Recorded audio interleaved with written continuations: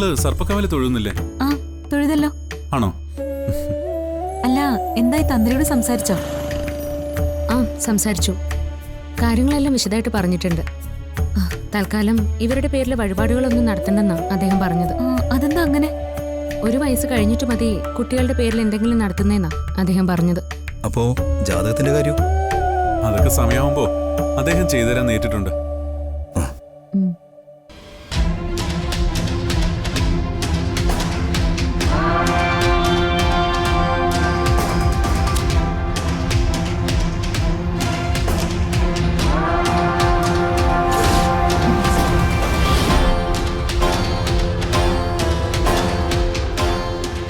ആഹാ, എല്ലാരും തൊഴുതു കഴിഞ്ഞോ? ആ, ഇപ്പൊ തൊഴുതിറങ്ങിയതേ ഉള്ളൂ.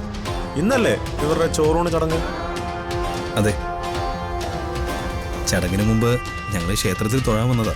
ആയിക്കോട്ടെ, ദേവിയുടെ അനുഗ്രഹം ഉണ്ടാവും. എന്നാ പിന്നെ ഞാൻ അങ്ങോട്ട് ചെല്ലട്ടെ. ശരി എന്നാ. സച്ചിട്ടാ. ദാ. ഓ ഓ ഓ. ബാ ബാ ബാ. ഓ ഓ ഓ ഓ.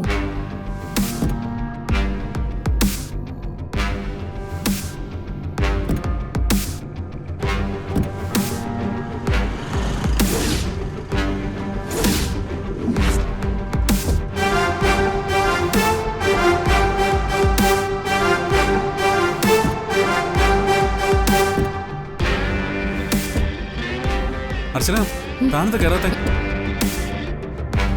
ഒന്നുമില്ല, ഇവിടെ ആരോ പോയതുപോലെ തോന്നി. എന്താ, എന്തു പറ്റി? ചേച്ചി അവിടെ ആരെയോ കണ്ടെന്ന്. ആരെ? എനിക്ക് നമ്മുടെ ഡ്രൈവർ ശിവരാമനെ പോലെ തോന്നി. എന്നിട്ട് എവിടെ കാണാനില്ലല്ലോ. ചേച്ചിക്ക് തോന്നിയതായിരിക്കും. ഇവിടെ എങ്ങും ആരുമില്ല. എനിക്ക് തോന്നിയതായിരിക്കും. ശിവരാമൻ വന്ന എപ്പോഴെങ്കിലും ഈ കുഞ്ഞിനെ കൊണ്ടുപോകുമെന്നുള്ള ഭയം തന്റെ മനസ്സിലുണ്ട്. അതുകൊണ്ടാണ് ഇങ്ങനെയൊക്കെ തോന്നുന്നത്. ഇനി ആര് വന്നാലും നമ്മൾ ഈ കുഞ്ഞിനെ ആർക്കും തിരിച്ചു കൊടുക്കേണ്ട ഒരാവശ്യവുമില്ല.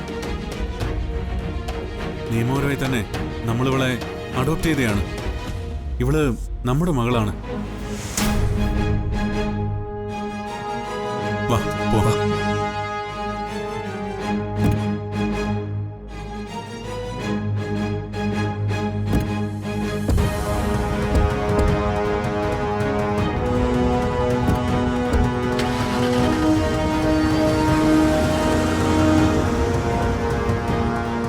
അപ്പോൾ ഇന്നാണ് എൻ്റെ കുഞ്ഞിൻ്റെ ചോറൂണ്.